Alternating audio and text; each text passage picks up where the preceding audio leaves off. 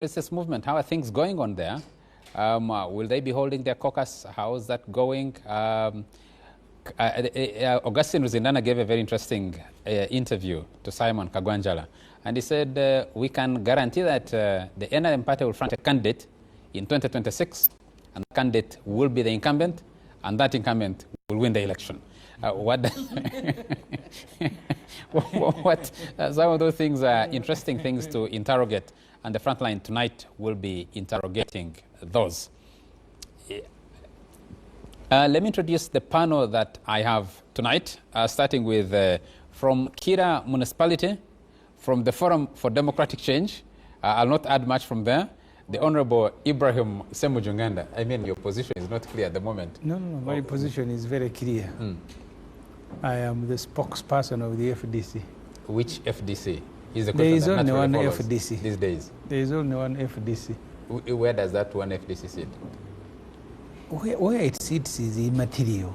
No, it has headquarters. I was elected the FD spokesperson at Rugogo. The presidential elections that brought in now suspended Patrick Amria took place in Nambole. So please don't glorify headquarters. Headquarters is not the party. A party can be... NRM has a headquarters at Poroti 10. I think their chairman visits once every 5 years. That's when he visits the headquarters. So but the party, what is his function? He runs the party at his residence. So really, the headquarters is not the party. We heard from your party that you had been fired from your position as spokesperson of the party. No. There was an attempt to remove me as a party whip in Parliament, which didn't materialize. But at least there was an attempt. There was an attempt. Yeah. You know, we have been keeping count of... So I am still a spokesperson of the FDC, the whip of that party in Parliament, and MP for Kira Municipality. You know, we've been counting coups, successful ones and failed ones across the African continent. So the attempt for you wasn't successful. We have from the Mountains of the Moon, from the Alliance for National Transformation, and the frontliner, the Honorable Winnie Kiza. Very nice to have you. Thank you, Charles, and good evening, viewers. Let me jump to the old man there and go to Ofono Pondo. He's very smart in his Chinese communist. No, he's a Mobutu suit. Eh? Kukungwendo wa Zabanga. Mobutu Seseko Kukungwendo wa Zabanga. Kukungwendo. Ngwendo. Not Ngwendo. Ngwendo. When you read it the way you read it, then it will be Bendo. Bendo. Pronunciation. But what I can say is that him wearing a Mobutu suit is just a reflection of where the NRM has gone. Ofono Pondo is executive director at the Uganda Media Center and a frontliner. Thank you, Charles. You can see it is only the mango with the fruits that birds chorus on. So NRM has the fruits. Okay. Let me just mention that Andrew and Honorable Norbert Mao, our audience can't hear you for now, but that's being fixed in control. But I will introduce because people can see you. So I started with the frontliners. Let me introduce the pioneer frontliner, the other pioneer frontliner, the Honorable Norbert Mao, Minister of Justice and Constitutional Affairs, and President General of the Democratic Party. He'll be speaking to us in a few moments from now. And of course, from Kanyandahi, he attempted to start some group and it hasn't been very successful. Spokesperson of the MK movement. you did communicate and I was very excited. I will use his microphone. Bring your chest in here. I just want to say that my group has been very successful. He merged it with President Yoweri Museveni's group. The merger. Andrew Mwenda, the old man of the clan. You come here, speak on your microphone. I just want to say that Museveni came to Kanyanda, he negotiated the peace. And he published the pictures of the peace negotiations. We still can't hear you well, but let me start with Semujunganda and ask, from where we're taking stock of political parties since the return to liberalized democracy in this country, 2005, 18 years down the road. 18 years down the road, most of the political parties seem to be in chaos, particularly even your Forum for Democratic Change. Where it stands, how did things end up where they ended up? It's very difficult to answer. But I think the foundation was not meant to facilitate the growth of political parties. I have said this many times. I was in Chankwanzi as a journalist for the Monitor during that NRM National Executive Committee. You see, NRM had the National Executive Committee even before it became formally a party. So when I went to attend their meeting, at that time Ofono Opondo was the director for information. Mr. Museveni, in his 2 hours address to the delegates, he said, because remember, the Kiyonga committee report, committee where the Honorable Bidandisari was a member, Kakoza Mutale and others, had recommended that we don't allow political parties to return. Mr. Museveni said, no, I now want them to return. See, the drama, each time I remember that drama. But the point that I need to share with those who are following and listening to this show was that Mr. Museveni gave 3 reasons why he wanted parties to return.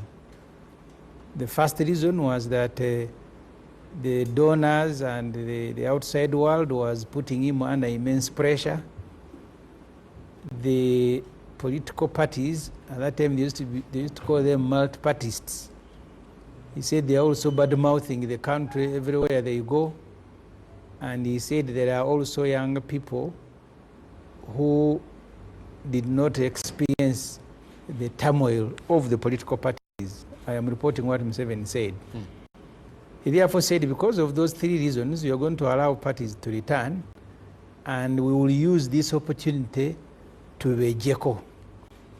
Because at that time, you had a senior NRM, senior leader, contemporaries of President Museveni, from late Kategaya to Bidandisari, Midia Matembe, and others, who were asking Mr. Museveni to stay longer, who did not want multi-party to thrive in a country, is also an issue. So that is why, while we say the political parties have a big role to play, the leader in power also has another part to play.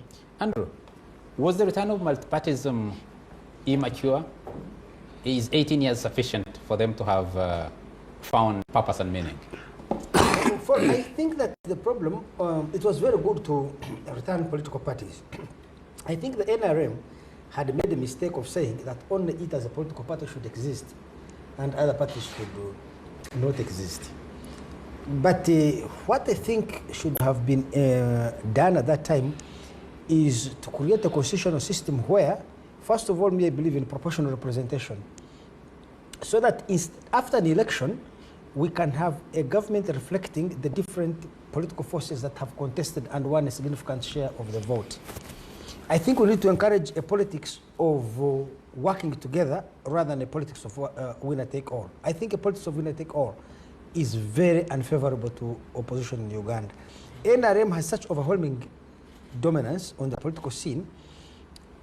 I don't see how in the foreseeable future, for as long as Museveni is alive, most probably, that the parties can have a chance to also contribute to national development from within the government. Also, the political parties in Uganda, I feel, have adopted, not the political parties, but 2 factions of the opposition. A group called Defiance, led by Besigye and FDC, and the NUP, especially the faction led by Bobby Wine. They have become hostage. Are there factions in NUP? Yes. NUP has many moderate people, but their political views cannot find open expression on the political scene because the passions, the masses, the people who are so staunch and enthusiastic about supporting NUP are hostile to any form of accommodation, negotiation, and compromise with Museveni. So even Bobby Wine, whom I think is naturally a moderate person, he, in order to keep his position, he has become what I would call a strategic extremist. Like basically himself is also a strategic extremist. They position themselves on the extreme end of their parties in order to keep the enthusiastic base aligned with them. And I think that only way to diffuse radical extremism from politics is to amend our constitution and create for proportional representation. So that after an election, every political party gets a share of cabinet commensurate to the percentage of votes that it got. So that we learn to work together. Because if you think about it, what is the policy difference between NRM, FDC, and NUP? Bobo himself has said that if he came to power, he would implement the 10-point program of Yoweri Museveni. This is Bobo Wine, not me. So when he was asked on television, he said he does not, the problem of Uganda is not policy, that the policy, and I agree with him actually, that if you read the policy documents of the government of Uganda, many of them are very good policy blueprints, and they represent the best that this country can do. The bigger challenge of Uganda is policy implementation.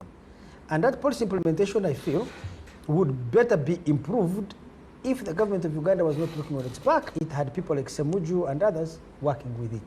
I don't think the entry of Chairman Norbert Mao here into government has undermined DP or undermined the government. It has improved national unity in Uganda. We are now able to tap onto his skills in service of government.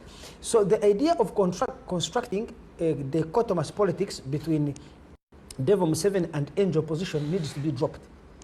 We need to look at each other as people with a shared vision of Uganda, but maybe we disagree on some tactics, because we don't disagree on the aim of developing a prosperous, economically prosperous and politically democratic Uganda. There is no disagreement among all the political parties. When it comes to policy, there is no disagreement. Now, there may be a disagreement on how to compete fairly to access power. Because if you listen to Dr. Besigye, his biggest complaint against Museveni, what is it? Is that the playing field is not properly leveled. Yes, and if you listen to Bobby Wine, I think he's been talking about human rights. Largely, his supporters are being beaten. But let me assume that after this election, Museveni and Bobby Wine are going to share power. It reduces incentives for Museveni to brutalize Bobby Wine. It also reduces incentives for Bobby Wine to denounce Museveni using extreme words I saw him using the other day. Because when you create a constitutional system I'm advocating for, it means that when you go into an election, aware that you're going to be in a government with Mwangusha, you'll be careful not to use language that will totally alienate Mwangusha. You will need him to be your partner. In any case, even among your supporters, knowing that all of you guys are going to serve in the same government, in spite of your differences, the hostility will reduce. So the current polarization in Uganda is not good for the country. What is good for the country is to try to bring this country together, and also to reduce the political cost of bribery and all this. Okay. Yeah. Let me go to Ofono Pond and ask the question I'd put to you earlier. Was the return of political parties premature? 18 years down the road, do we need to review, does the country need to review? When would it have been mature to return? By the way, our constitution provides for amendment and says we can go back to the movement system or any other democratic we can conjure if this multi-party dispensation fails us. That's what it says. From the standpoint of the original NRM, where I belonged, the movement system that I belonged to, served as a director, we believed that the Ugandan society was not, you can hear the heckling from FDC. You made your point, I was listening attentively. Please, I request you to listen to me. Otherwise, we enter into a shouting match. So you don't want to be given information? We believed then, we still do today, that Uganda's configuration, social configuration, political awareness, literacy, economic issues demand that we practice the politics of accommodation. We practice the politics of broad-basedness. And what are the bases? It could be a tribe, could be religion, could be social status, could be gender, could be what? That's why even when we are in a multi-party dispensation, the NRM constitution is generally a broad-based constitution. Is inclusive, not all inclusive, but it is inclusive. And in it, we gave the leadership of the NRM, particularly the chairman of the party. In our case now, we are lucky, he's also the president of Uganda. Leverage to try and make the government as broad-based as possible, so that we can sustain the politics of the country. And you can see, for 37 years, now we are making it 20 years under the multi-party dispensation. There's actually not a very big difference when you look at the NRM government. You can't say it is NRM. Currently, as you know, the vice president is independent. The Speaker of Parliament just came from, the Speaker of Parliament and the Deputy just came from FDC 3 years ago. The Minister of Constitutional Affairs is the President General of DP. If we were as litigious or using intrigue, I would be suing Mr. Museveni for bringing Mao into government in a position I should be serving in. The question would be, do you actually function? Does the NRM function as a political party? Yes, I would have sued Mr. Museveni for bringing Beta Amon, Beatrice Anywa, and so on and so on. But because of the ideological outlook of the NRM as a party, as a political organization, we prefer broad-based. So in that sense, we think that multipartyism in the strictest sense of the Western world is not appropriate for Uganda. However, now that we have taken that route, we ought to make the multi-party dispensation work. We ought to make the political parties individually work. So where is the problem? In my view, the problem are fourfold. First is, what is the content of the leadership and the membership of the various political parties?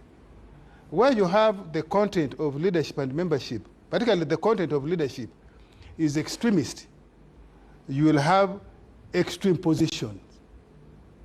I disagree with the Mwenda when he says Besigye is strategically extremist. No. Strategically radical. Besigye is, to me, by upbringing, by practice, is a radical, extreme person.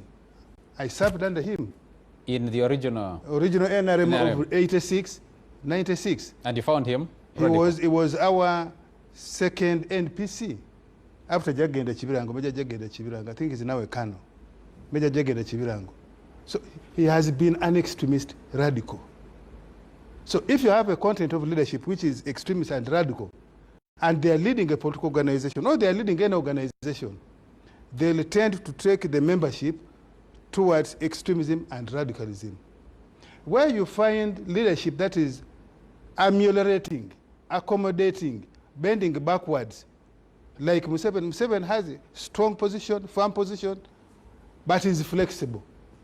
You will find that the organization he leads is also flexible and accommodative. The second area that is a problem is, what is the reason that you exist? Do you exist for policy or for hatred?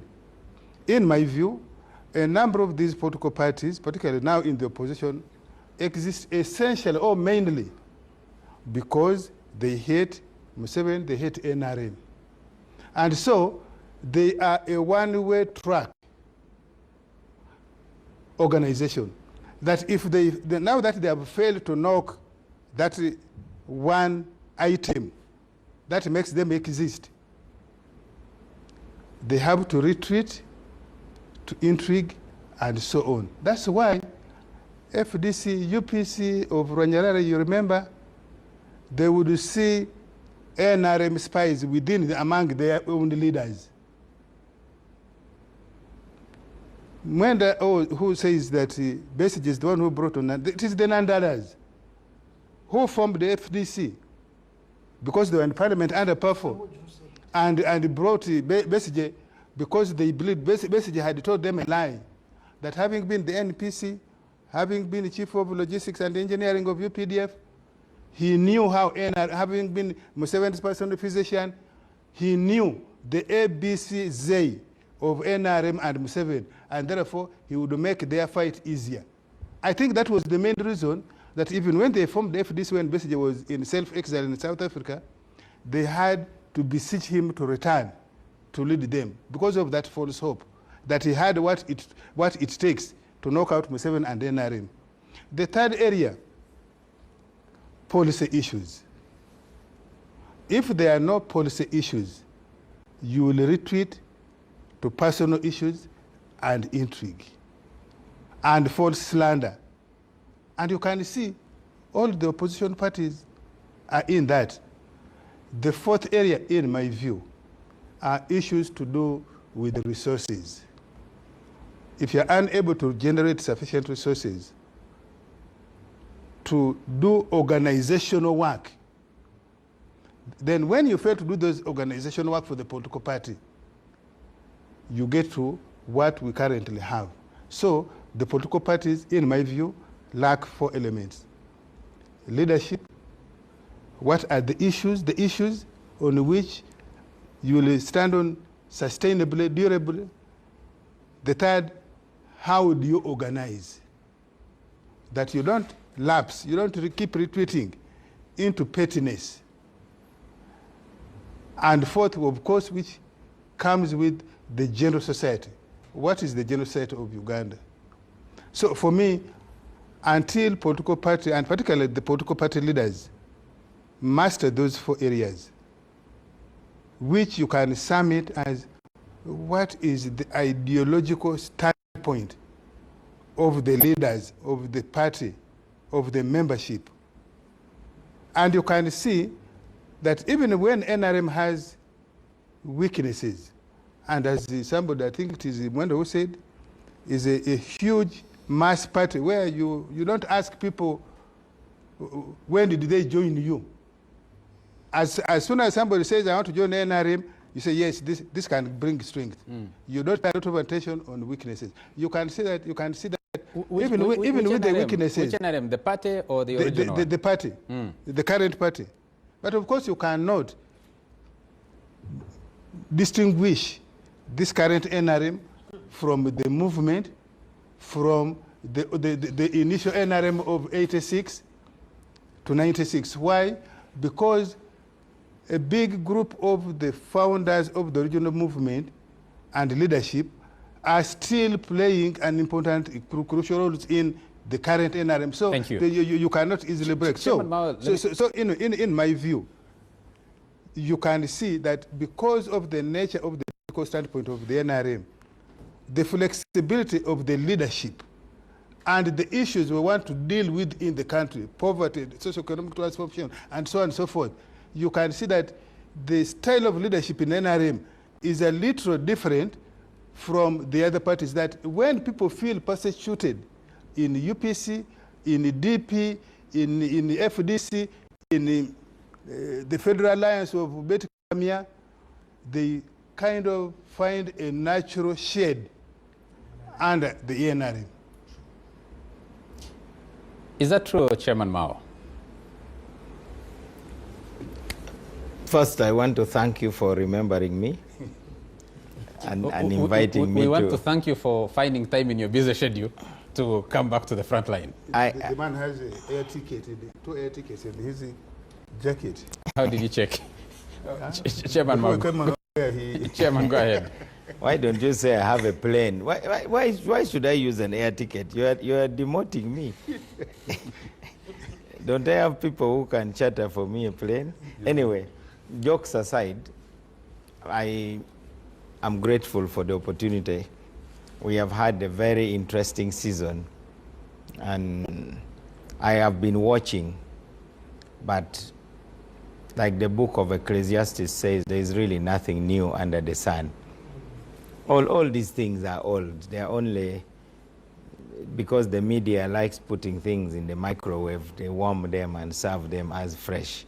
But these are really very, anybody with a historical sense would know that it is easy to understand these things. I was a bit surprised by what was happening in Najanankumbi. You know, I thought there was a core always.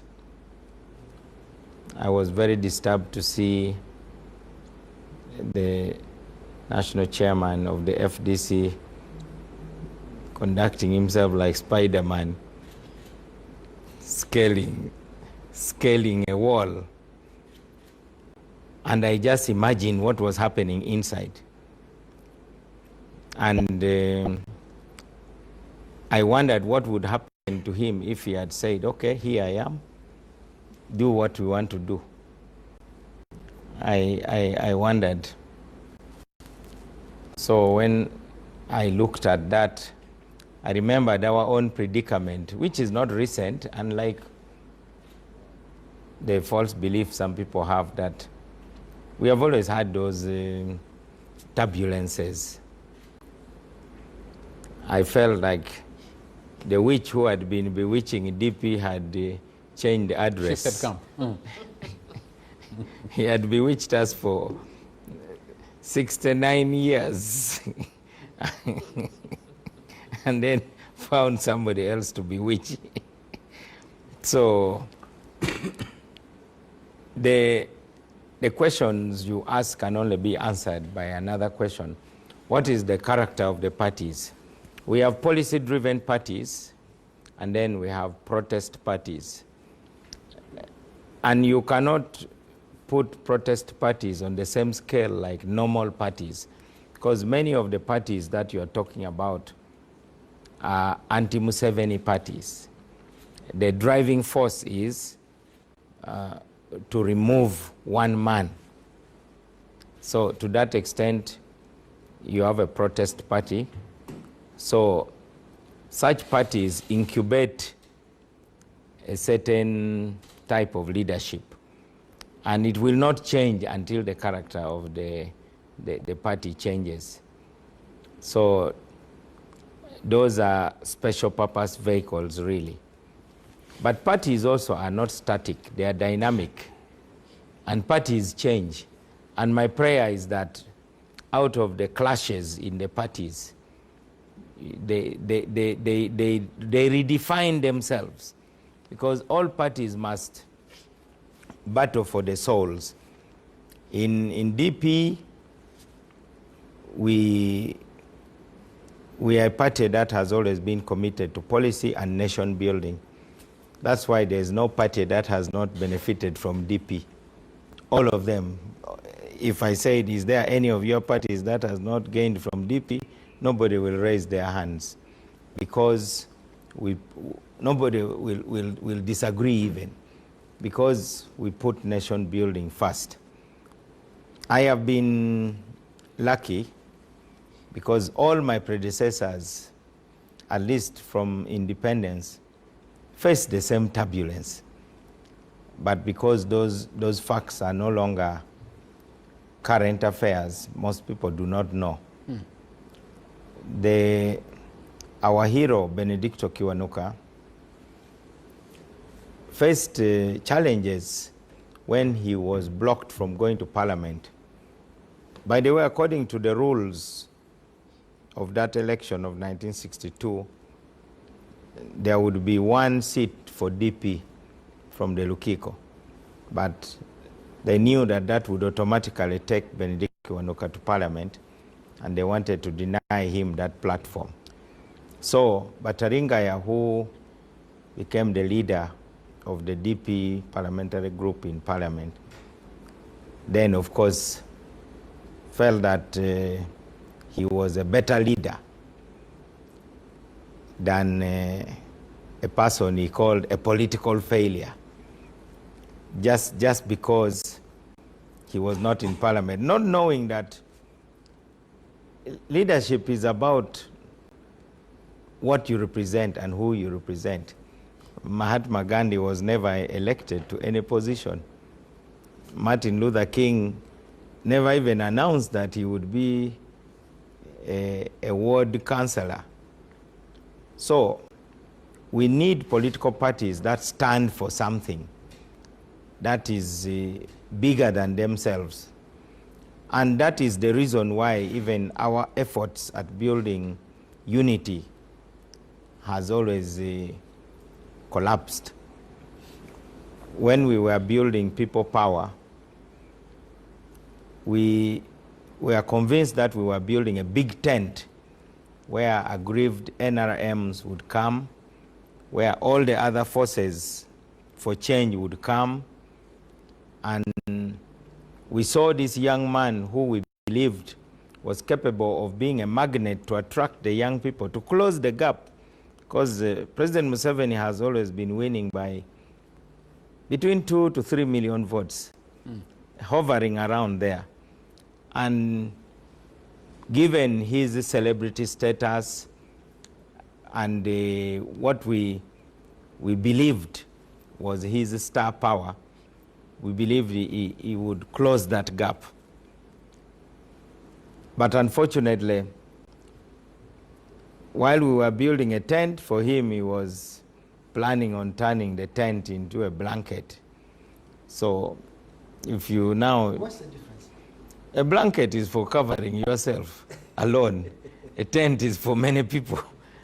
And those are some of the stories that we have to tell. So we, as long as really there are many who decamped from the Democratic Party and joined his tent. Pardon? I don't believe there are many. Blanket. His blanket. Yes. You call it a blanket. They believe they're in his tent. I think it is okay. You should not stop there. You should ask, why did they join? Did they join because of the content of what was being built, or did they join because it was a vehicle to get a political seat and so on? Some of us had been, this is the first time I've gone to Parliament as an ex-official. This is the first time I have a government salary. The last time I had a government salary was 2011. And I continued being committed to what I was doing in the political party, working very hard. So the crisis in the political parties is because the members of political parties do not focus on their duties to the political parties. I think they focus more on the rights, what they believe they can get from the political parties. So they don't ask, what can I do for my political party? Rather, they are asking, what can my political party do for me? And therefore, you end up with that kind of clash. And then, what you call radical extremists, I call it regime change fundamentalism, where your obsession is regime change. Looking at the experience of the Democratic Party, 69 years, you said, with a very powerful witch who was bewitching you throughout that time. 37 going on 38 years of President Yoweri Museveni. Do you think that the focus on change or regime change, as you call it, is wrong for political parties? When I didn't say regime change and stop there. I said regime change fundamentalism. It's not bad to be a Muslim, but if you're a Muslim fundamentalist, because the implication of fundamentalism is that you are totally... Why don't you use other faith? You say Christian fundamentalists. Anglican Yes. fundamentalist. Yes, Anglican fundamentalism. In fact, evangelical fundamentalism. So it means that you are totally intolerant of any other group. You believe in political untouchability. In other words, you must not be seen searching for any common ground. So the clashes in the parties are going to distill the parties. In fact, these clashes are very good. I celebrate them. I was telling somebody the other day that if we never had these fights in DP, we would not have sharpened our messages about what is really at stake. So now we have those who want to lead the party, but they are really, their ideologies of provincialism. And there are those of us who believe that our foundation as a party that Benedicto Kiwanuka built was a national party. So to reduce a party to a provincialist party is problematic. The business of saying our party, the party of our grandfathers, that kind of thing. It is the same ideology that almost amounts to fencing other people out. In 2005, when I sought the leadership of DP for the first time and lost, I wrote a small pamphlet and I titled it, "Whose party is it anyway?" That question still have to be answered. And it is the same question in FDC. Because the fight is about whose party is it. It's actually a proprietorship struggle. So as a result, the contending parties attack each other instead of attacking each other's ideas. Because if I ask myself, what is the fundamental idea that is being fought? Between Ajanakombi and Katonga. Because if you're talking about dirty money, now that is, when you say dirty money, that money received clandestinely, now that is a matter of ethics. It is not an idea that a leader... Chairman Mao, hold it a moment there. We'll need to take a quick commercial break, and when we come back, I want to ask you about, you talked about your hero, Benedicto Kiwanuka, but there's another Benedicto Kiwanuka who just got a ruling from Justice Phil Podoki concerning your own holding of office. We'll discuss that. But we are legal gladiators. As of political parties, now money, power, who controls what seems to be tearing the parties apart. Almost every political party has factions within it, and those factions are pulling in different directions. I can. Gerald Twijuche is watching us in Kampala and says, thanks for the show. Andrew Mwenda is being super objective. He needs politics of compromise other than, we need politics of compromise other than winner takes it all. For national development, we need politics of compromise, not politics of dividing us to the core and we kill each other, as is in the yesteryears. But there is a different opinion here from Tembo Misaidi Kaugu, who says, your guest Andrew Mwenda should not preach unity of political parties when such decision by people like Mao are to weaken opposition parties. Recently, all parties in parliament united to fight homosexuality, and the same Andrew Mwenda has run to court to challenge a product of political unity in parliament. That's Misaidi Tembo Kaugu. So clearly the parties were uniting. Yes, he says they were uniting, and when they made a decision out of unity, you're challenging that unity. Yes. That decision made out of a united opposition. Let me take one more message here. And yes, Crispin Kaheri is watching us and says, the original frontliners were Andrew Mwenda, Crispin Kaheri, and Charles Odongtho. So he says, when I was introducing the other frontliners. And the host was this other guy who lives in the US.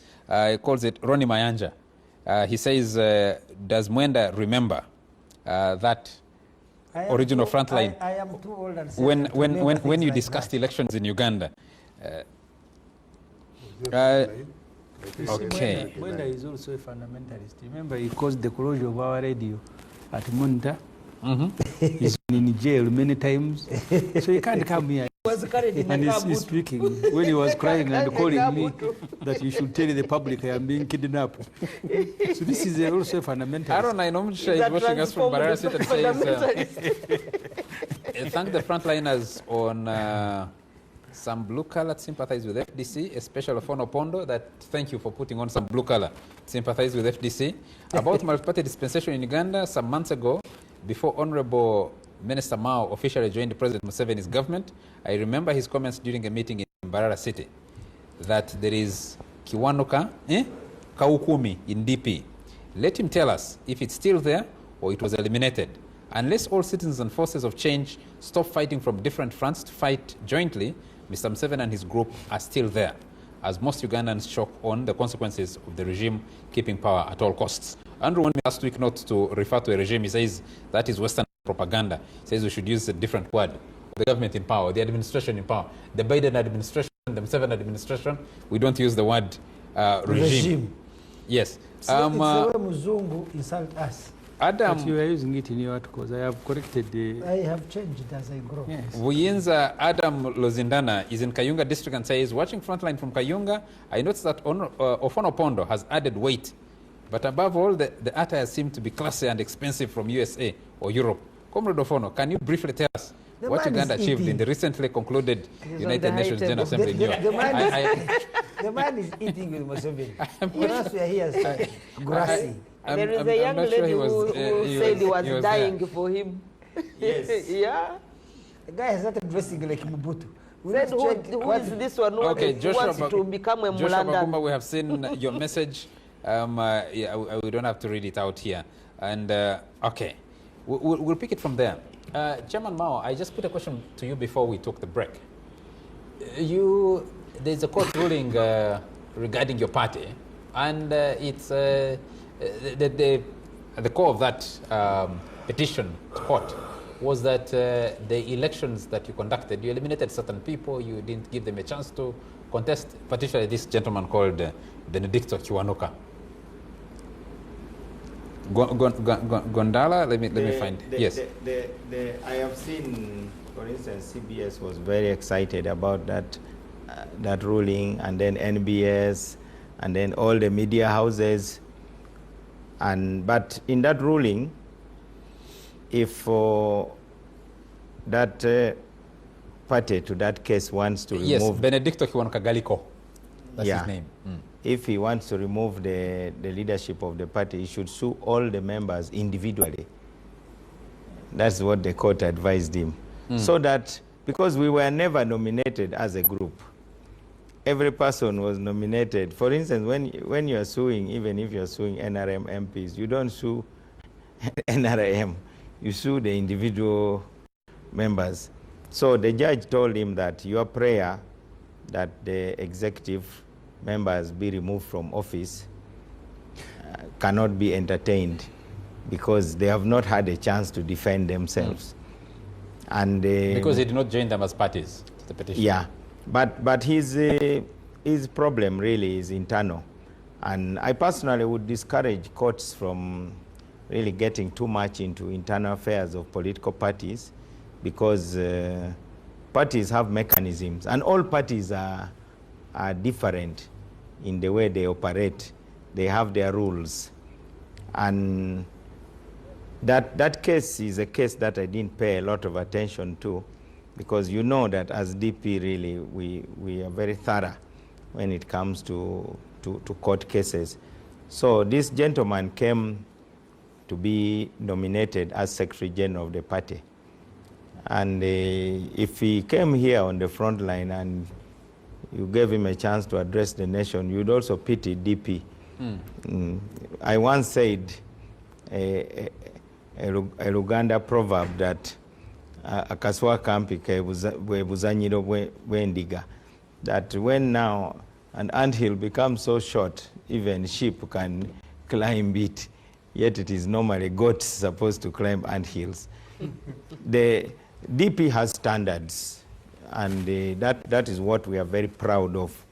In fact, we regret the time around the early 2000s, really, lumpenism invaded DP with the rise of Haji Sebagala. May God rest his soul in peace. But DP has always been a party that has prided itself on being, having a very elite core at the top, historically. That changed in the early 2000s onwards, when the politics of waves came into the country, because waves are short-lived. So this young man came to be nominated. He didn't pay the nomination fees. He was not able to convince people about his education. I see a chairman also says that he should have been an active member of the chairman of your elections body, Kennedy Mutenyo, argued in court and said that those are provisions in the Constitution, but the judge found it fit to say that, you know, as if the leadership of the party was elected from a list. Now, when you are announcing an election season, that election took the whole night. So who were they voting for if the leadership was announced? That's why we want the matter to be looked at again by court. But those who are excited that we have been ousted from office, I think it is really make-believe. They are daydreaming. But if it makes them to feel better, it is okay. He says something about the state of political parties. So the Democratic Party... Like Honorable Semuju said, I'll be the last to say we are perfect. I came to lead the party which was 56 years old. Now, it was a gari, a cause echo.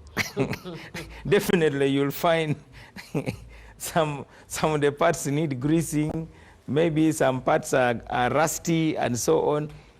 I came to lead a party which was 56 years old. But all of a sudden, it is as if the problems of DP came with the cooperation agreement. None of these people have ever been my supporters. The cooperation agreement has just given them ammunition. The people within your party that yes. are opposed to you. So there are other reasons. And part of the problem we also had in DP is, I think in 1980, we lost our way because we purported to reconcile with Kabaka Yeka, which historically have been opposed to DP's thinking anyway. So in 1980, and that's why DP was very popular in Buganda.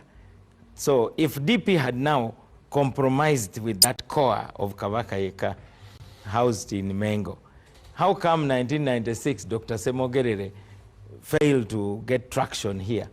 So it is about the thinking in the party. 1980 you compromised with Kabaka Yeka. 1980, yes.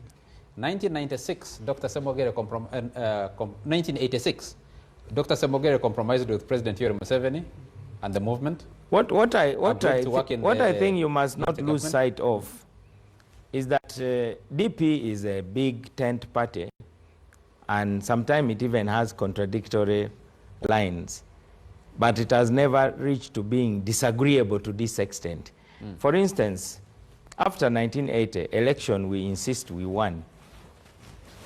I saw one of the first ladies of the political parties defending DP's victory. It gave me a lot of pleasure. I must emphasize that they didn't win any election in 1980. I said we believe we won. Yes, but UPC, the truth is that UPC won hands down.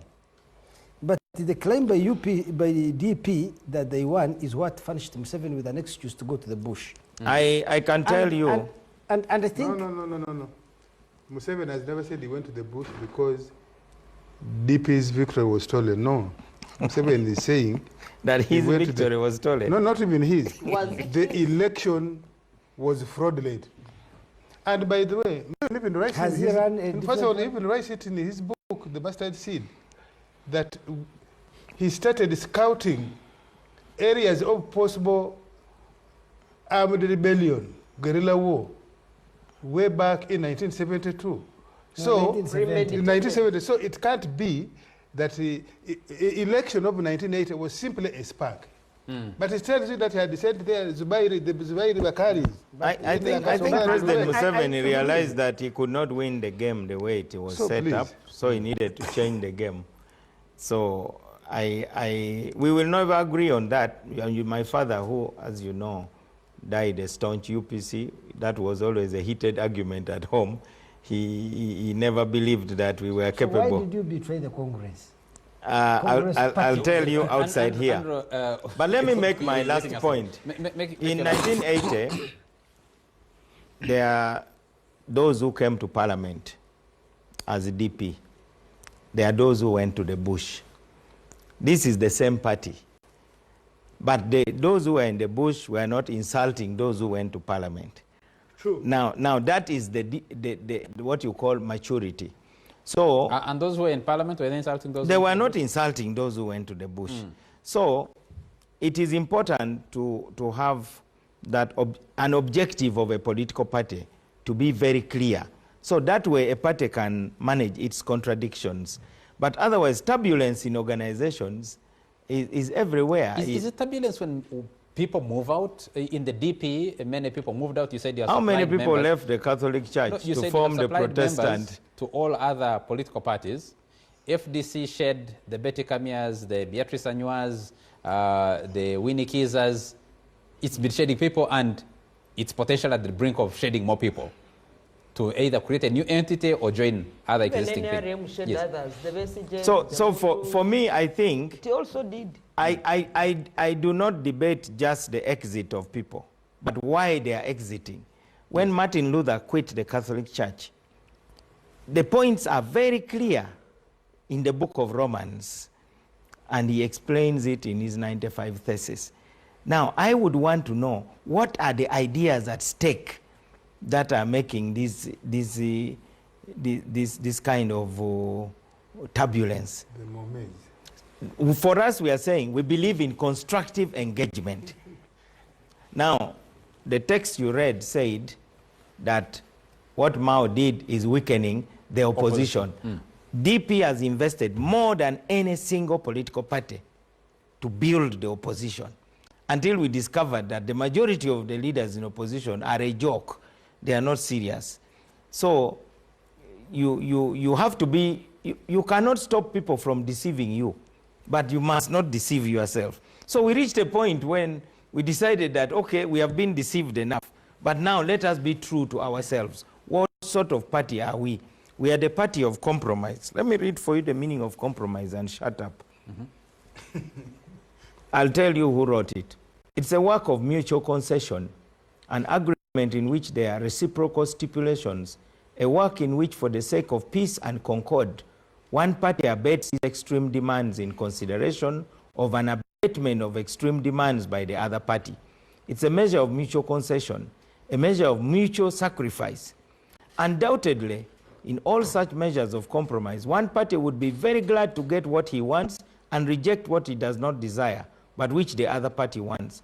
But when he comes to reflect that from the nature of the government and its operations, and from those with whom he is dealing, it is necessary upon his part, in order to secure what he wants, to grant something to the other side, he should be reconciled to the concession which he has made in consequence of the concession which he is to receive, unless there is a great principle involved, such as a violation of the Constitution.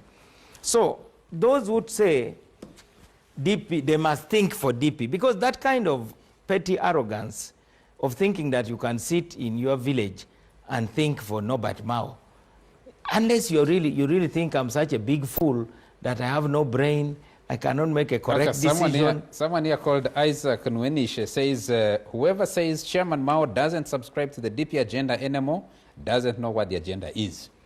This is I think that's even better, with the tongue in cheek, of course. Yes. But the truth of the matter is that the NRM also has to be discussed. We are discussing opposition parties, but your point here is that political parties. I think we are discussing those with the bigger problems. I think the NRM is plugged into the state. The day it is unplugged from the state, that's when we will now realize. And people are saying you joined in the plugging. You joined into that. I am totally unapologetic about what we did, because when you cooperate with somebody, there's something to gain, and you have your interest. And in international relations, there are some actions of nations that are not questioned. You only answer by saying, I've done it for reasons of state. And whoever you argue. Okay. I feel like, you see, Mao is making a very basic, simple point about the democracy. In a democracy, you are supposed to negotiate and compromise. If you compromise, it means you have to give away something that is important to you, to the other side, in order to pick something that is important to you. And the other side has to do the same. The outcome cannot be, such a negotiation cannot be the satisfaction of everybody. In fact, what you seek in a compromise, in a negotiation and a compromise situation is what I would call a balance of dissatisfaction. Each one of you must be balanced in your dissatisfaction. I think the problem we are facing with the opposition today is to seek ideological purity and say, for us, we can't sit with Museveni because they will give away something. Then how will it be compromised? And I want to appeal to the opposition to look at Museveni. Museveni was in DP. When he returned from Dar es Salaam, he joined the UPC and worked with it.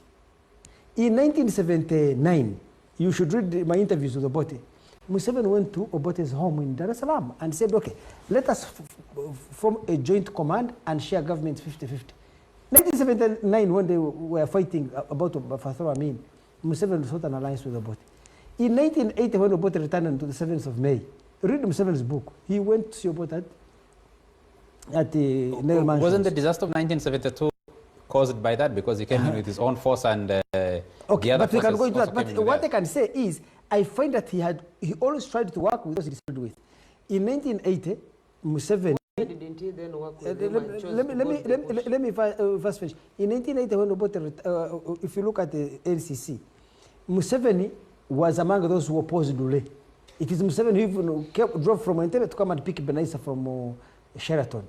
But when time came, Museveni united with Lule when he was in Lule, and Lule became the chairman of the NRM.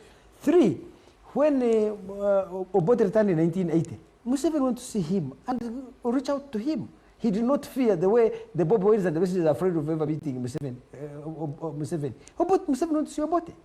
They disagreed, he walked away.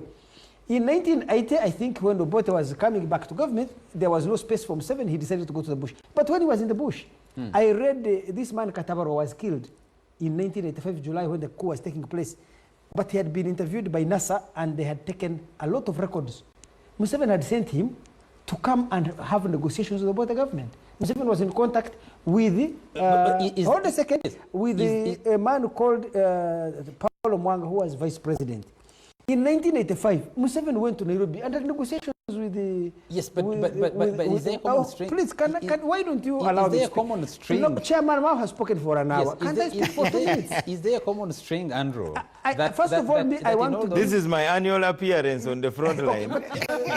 Charles, I beg you to allow me. I was invited to let me first give a historical context. Because I have a problem I have been arguing for the last 500 years about this issue of the opposition saying that you cannot talk to Museveni. I disagree with it. The second, Museveni talked to Tito Okello. They even signed a peace agreement. It failed, but there was talk.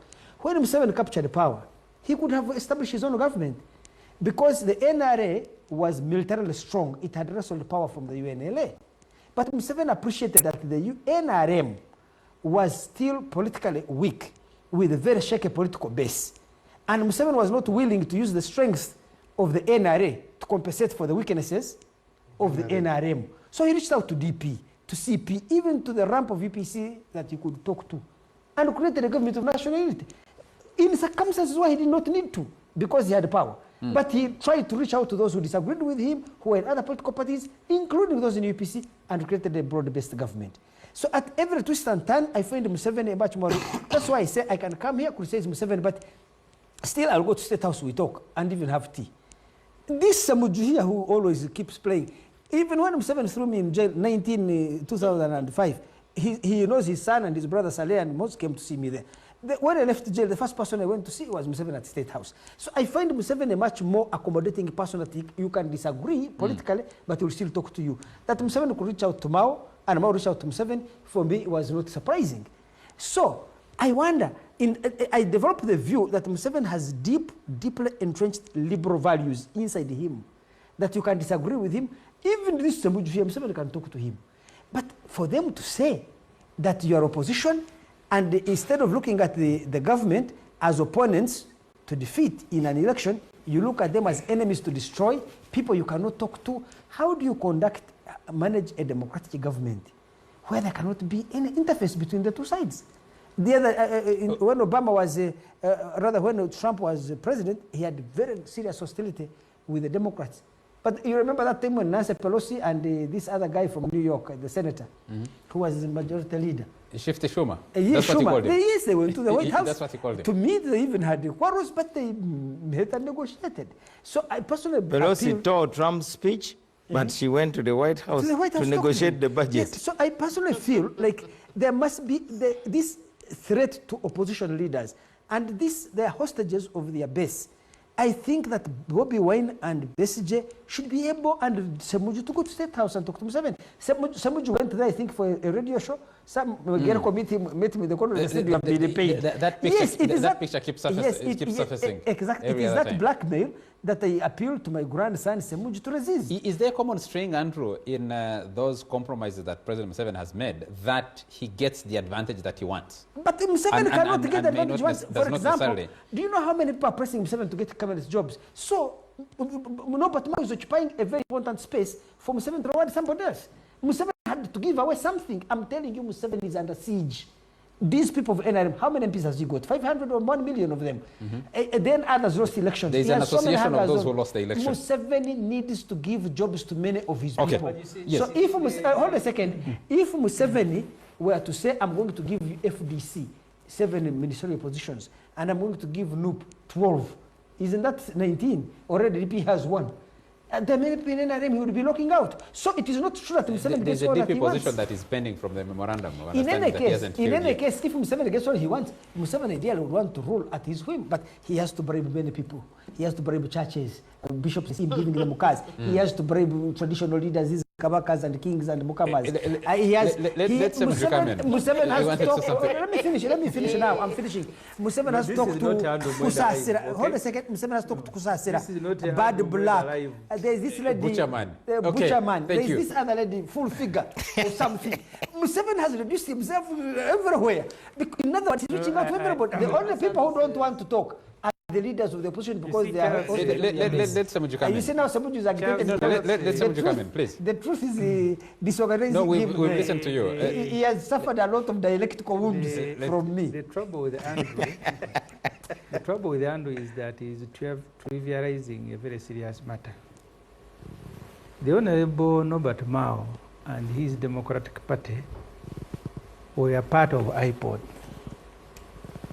That IPOD essentially started because they wanted to borrow the experience of Ghana.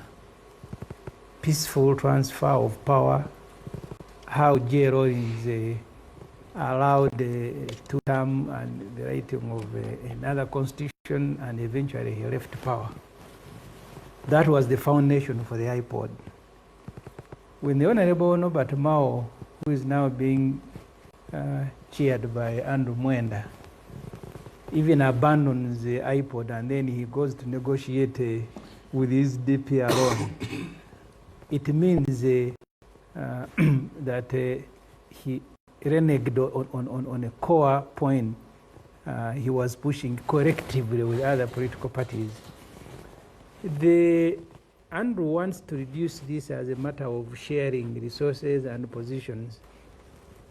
The fundamental things that have caused us a problem as a country are not the jobs, are not the individual opportunities, but the broader direction from those who wrote the Constitution and gave it a preamble of knowing where we've come from, the problem we have had, and even Museveni himself writing about leaders overstaying in power. That remains a fundamental. It does not matter how many parties Museveni will procure. It does not matter how many individuals are going to take over. As long as the uncertainty remains of what will happen to Uganda when Museveni goes, in whichever fashion, you have no country to speak about Andrew Mwenda. Even with your MK movement, you can't be sure of the future. So that's what has eroded Uganda, and that was the whole idea. So how are you changing that? that was by standing on the roadside and shouting. That was the whole and hiding idea. insults and abuses at Museveni. That's how you change the direction of Uganda. Andrew presents the opposition as a fundamentalist who don't want to speak. In the iPod, and I want to tell you today, Andrew, the iPod had been structured in a way that there will be a meeting of all the Secretary Generals. Together, those Secretary Generals develop both administrative and legal reforms and presented them to Parliament. At that time, the discussion was not about the opportunities for individual parties and individual leaders, but the direction of the country. When those proposals were brought in Parliament, what did Museveni do? He said, Amama Mbabazi was the first Secretary General of NRM, dismissing now IPOD as an NGO, and eventually they abandoned an agreement that they had reached with the rest of the parties. And the changes that Museveni brought to Parliament, one was to the law that sets up Electoral Commission, and he said now you are the independent. So the So what is the general direction of the country that you guys are go seeking? back to the preamble of the Constitution. What did Uganda set out to achieve by writing the 1995 Constitution was peaceful transfer of power. That remains a fundamental. Yes. Even if Semuju speaks to you and becomes an DC for Kanyandahi, and Winnie Chiza becomes No, but I'm saying by becomes you a refusing, commissioner. by you refusing to the government, how do you advance that? How do you advance the peaceful transfer of power by boycotting any power sharing arrangement? It's not just sharing power, it is how power changes, the setting of Yes, the but standards. you see, standing outside of government and having this can you listen for once, young man? But you are not answering me. Can you listen? I don't allow have him to make his answer point. you. I don't have to answer you. So the point, the point, You want to Charles, answer yourself? Please, Andrew, first let's so the point is, and I want to decline the invitation by Andrew, that we should all go and share, get 10 cabinet posts, another one gets 2, another one gets 20. Once we have agreed, because in Ghana they didn't do that under J. Rawlings, all they agreed is how the country is going to be managed. J. Rawlings stood for 2 terms, he wins, he presents his vice president after, he loses, they hand over power peacefully, and since then they have been changing. In Nigeria, And the country is bankrupt. it doesn't matter, but they are not Oh, no, you said it doesn't matter? Yes, The country is now they're bankrupt? not killing each Uganda other. is both, is bankrupt and mismanaged. Oh, so Ghana is better managed when it's bankrupt? So They cannot even pay salaries of the anyway, government I employees? have said your advice to go and negotiate positions with Museveni. That advice is declined. So you can go and take MK Yeah, movement. because you are appealing to a radical extremist base you in can order go to and be take elected. Why would you It's not decline because the there's any invi- why serious would you principle you're decline the standing on. invitation? We have the Minister for Justice and Constitutional Affairs, and you in Parliament are supposed to be discussing electoral reforms. And Andrew makes a fundamental point. He says, winner takes it all politics is not beneficial to Uganda. A share of position, a share of government is that participate in an election and gain a certain percentage of the vote would be a better formula for Uganda. You see, Was that the best of his, there are many people who have spoken to Museveni. And Andrew concluded very well that Museveni is bribing religious leaders, he's bribing a full figure, he's bribing everybody. And this debate will benefit from the context under which politics is done in Uganda. The Museveni, who has been using a lot of violence for a very long time, I think he later on now mixed it with money. So I beat you, and when you're on your knees, then now I can swallow you and I can buy you. For me, the issues remain, and it doesn't matter whether it is Resgeo or it is Mao or it is any other person. The moment you've agreed on how the country will be managed, one person serves 2 terms and he leaves. The moment you agree that you will allow political parties to go and mobilize and you will not stop them, you will not jail and beat their supporters. The moment you agree that whether you are in government and a ruling party, you're not going to deploy the state to do your work. Because this often opponent that you see here speaking about NRM, he has a government job. He should be a civil servant who shouldn't even be appearing on TV.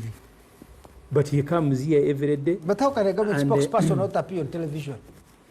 But you see, Semuju, you're trying to be petty. Semuju, you are trying to be petty. He's always petty. Often you can listen. My role is not going to be defined by Semuju. Learn to listen. Listen. Learn to My listen. role- my role in Uganda- my role Learn in- to listen. my Learn role to in Uganda is not listen. going You to be spoke for 20 minutes build and I was a I listening thought he has to been you. listening to you. No, I don't know. Yes. He even abandoned his phone. I don't know what he was doing. So the point is, what do you think? What do you think? What do you think? Semuju is not talking about the future and good of Uganda. He's talking about let him make the his point. future of Semuju.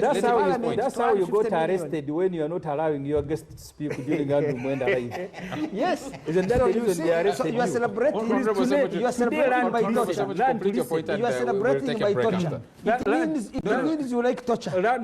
So how different are you from Museveni whom you are criticizing? You are celebrating by torture. A man was tortured. So you claim to be allow him but to he make. claims to represent human rights. Allow him but to he's make a point. celebrating Please. the abuse of my rights. It is very difficult to get Andrew to have discipline. So the point is, But we have exposed you. once you You have are pro-human rights abuses. once you have agreed on how you are going to run the country, then what the Honorable Norbert Mao and his DP are doing can follow.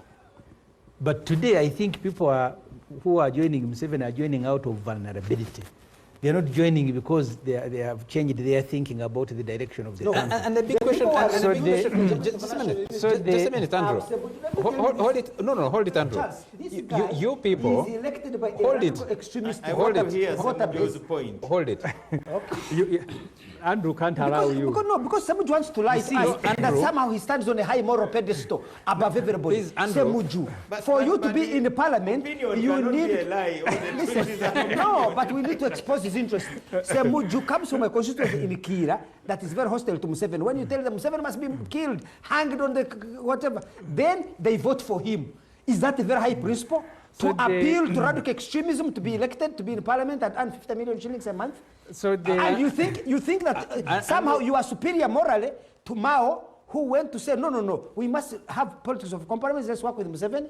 So you are radicalizing the country in order to selfishly stay in the parliament and earn a high salary. If you think the country is going in the wrong direction and you can't work in the government, why are you in parliament? Resign also from parliament and say, no. This is a dictatorship, a junta, as your hero message is saying, it's a military junta.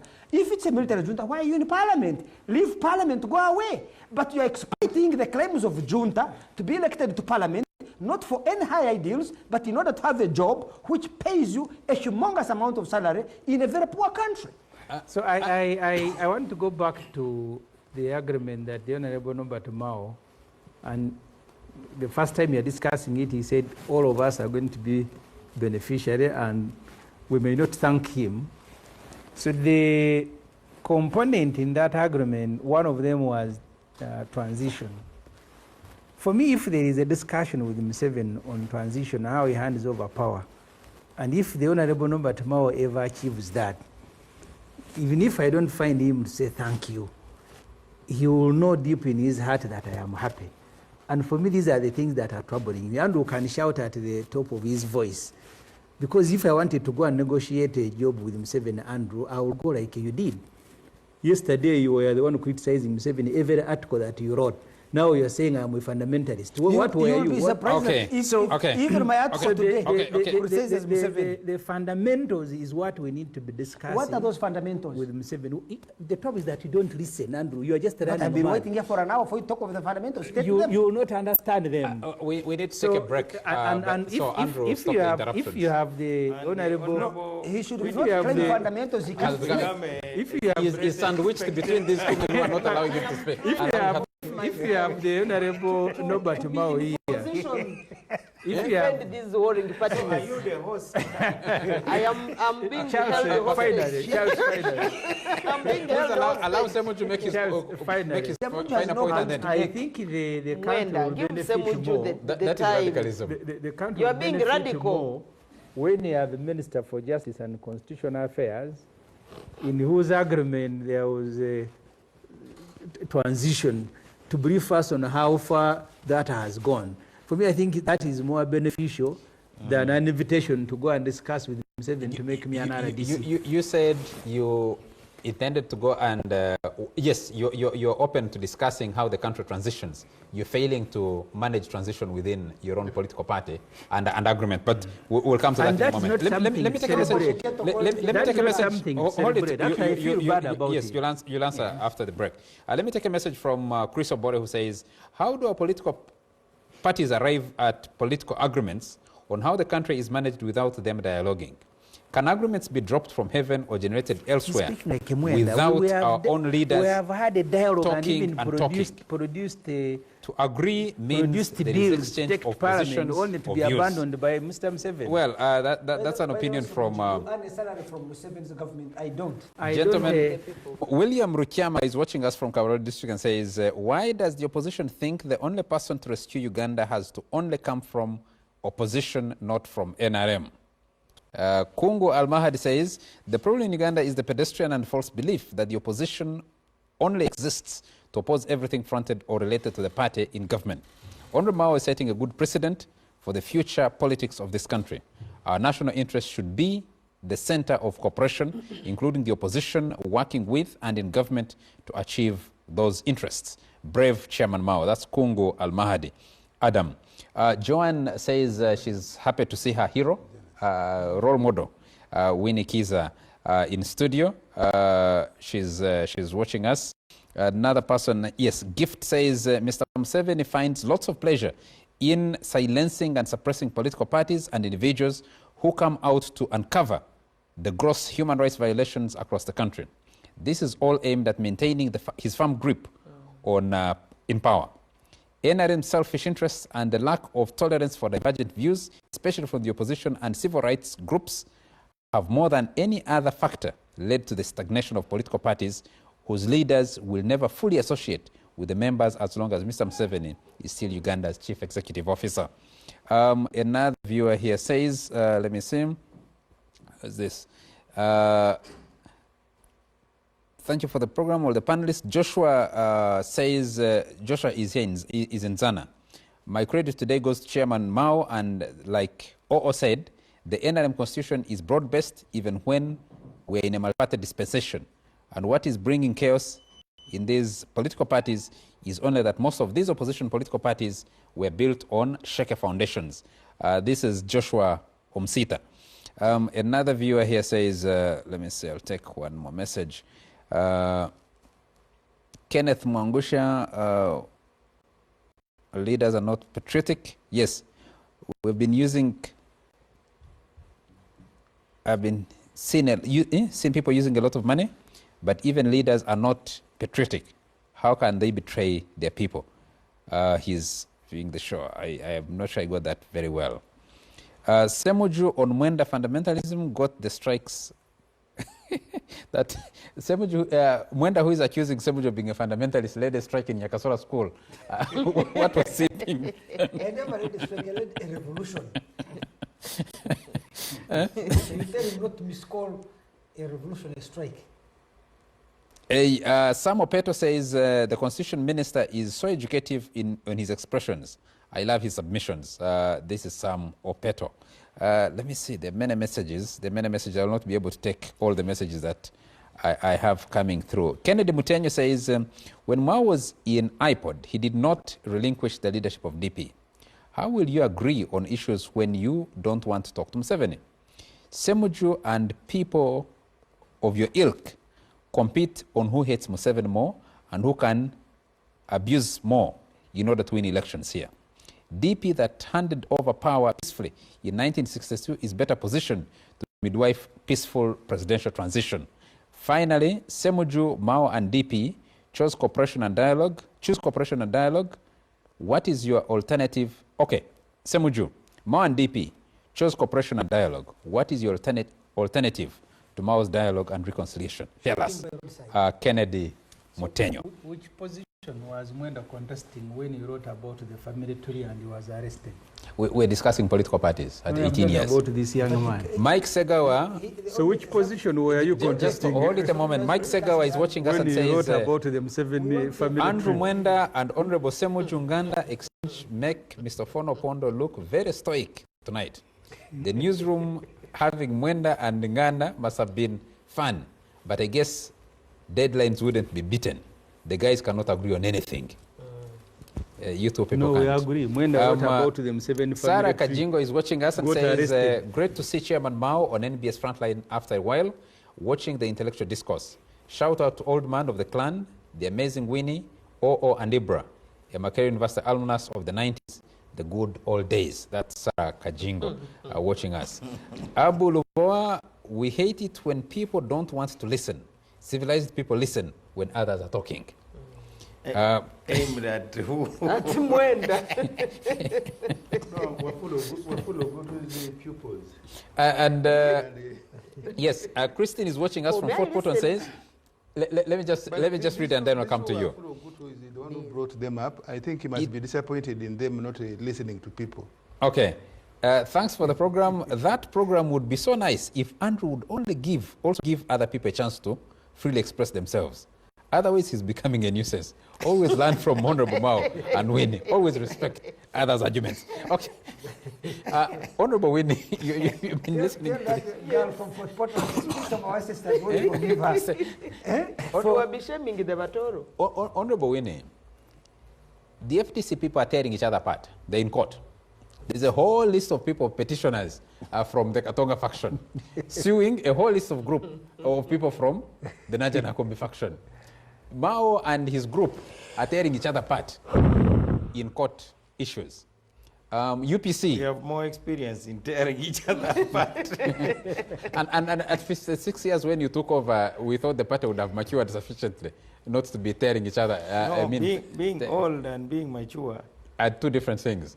The Uganda People's Congress is the same thing. Surely, all responsibility cannot rest on the NRM and President Museveni. No, Charles, from the word go, we said that all responsibility cannot rest on President Museveni and the NRM. At least that is sorted. However, we are saying that as a leader, the one leading the political environment currently also has a role to play. And the role, you had my grandfather here mentioning the role that he has played in destabilizing political parties. One, he started with violence.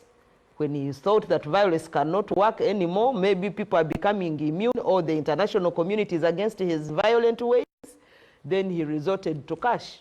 He has said it, that Museveni is just procuring religious leaders, he's procuring cultural institutions, he's procuring individuals. Now, coming to the tearing apart of selves in political parties, just like I said at the beginning, that political parties were built on a shaky foundation, and as such, many of them are finding it hard. I am telling you, when you are with a leader who does not believe, while people are saying Museveni is tolerant, Museveni is a good man, dealing with a person who is drunk on power is also not very easy. Museveni has ensured that all institutions of government keep him in power. And by doing so,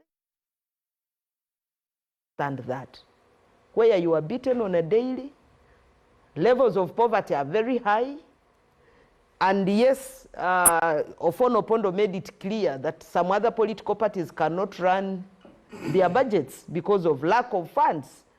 While many of the people, because of commercialization of elections, believe that possibly when someone is in a political position, should be able to sort their quick problems, and political leaders cannot, you will find chaos within the political parties. Maybe others thinking, I think Mao, by going to Museveni, he has eaten money. Maybe Mao, he should be sorting out my issues, and he's not. Some of these squabbles in political parties are a result of the poverty that we have. A quick one before you continue the show on the Afro mobile app. Looking back, one of the issues at the center of these disagreements is the question of money. Yeah. Do you think that making a decision at an official level to fund political parties was wise in our circumstances? Yes, I think that was a wise decision, and it was meant to grow and nurture politics at political party level, because all political actors are incubated in different political parties. And that is why all democracy seeking, all democracy believers should ensure that political parties are very healthy, that yes, all political parties believe in democracy, and that whoever comes out of this political party is supported. Okay. My grandfather here talked about the spirit of power sharing. And I think, Mao, you should take it up and ensure that it is constitutionalized.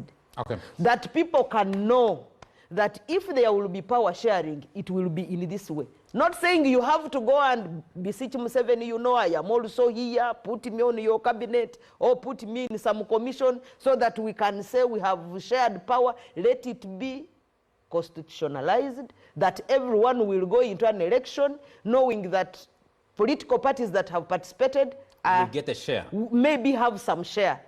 But if we are going to do the winner takes it all like it is now, and then you have a winner who is supported by all state institutions and will use them to coerce support, will use them to bulldoze everybody, even when you talk about power sharing, people will go there to either cushion themselves or to just eat and survive. Okay. You may never get the quality that Ugandans will have really wanted to get. And therefore, Why did you leave FDC? That is a question that I have said I can't answer. I don't want to be abused by because radicals. it is no, not that I don't want to be abused by radicals. Everybody has a right to abuse whoever they want to abuse if they are right. I don't fear anyone. It was my personal choice and it will remain my personal decision not to say why I didn't want to. But what I have also said is that the issue for your own information.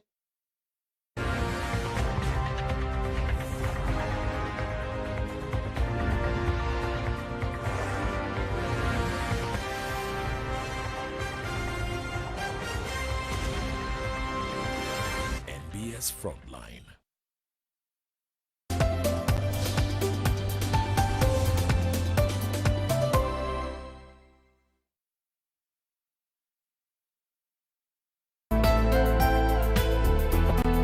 Up next.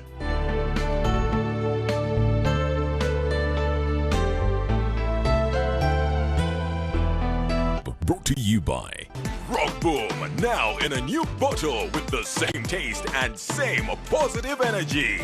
Available in a 320 ml PET bottle. Rock Boom, feel the positive energy.